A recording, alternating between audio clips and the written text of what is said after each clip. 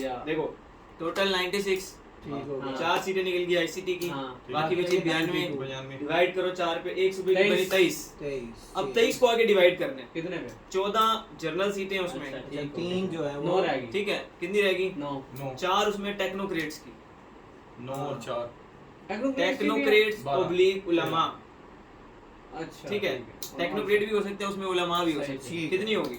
12 अबे 18 होगी भाई, दो, 14 पाँच 4 रहेगी। 14 थी। अच्छा 14 और 4 5 रहेगी ना? 5 रहेगी, 4 होगी वमन की, अच्छा ठीक हो गया। 22 होगी, 22 और एक माइनॉरिटी। सुन ले भाई, माइनॉरिटी की और जोगिंदर सिंह। कितनी होगी?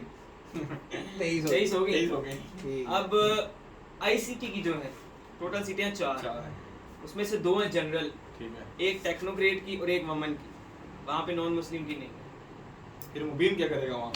अच्छा उसमें भाई, इनको यही टोटली चलेगा। टेक्नोक्रेट्स और वुमेन की है। अच्छा नेशनल में क्या आया था तीन नेशनल मैंने वो नहीं पढ़ी। नहीं आईसीटी में सेनेट की जो है 3 टेक्नोक्रेट की, 1 वुमेन की है। नहीं ना, 2 हाँ। जनरल हैं, अच्छा 2 जनरल भी हैं। 2 जनरल हैं, अच्छा। एक एक टेक्नोक्रेट woman और है, एक उलमा यार ये और एक दोबारा वमन। बताया।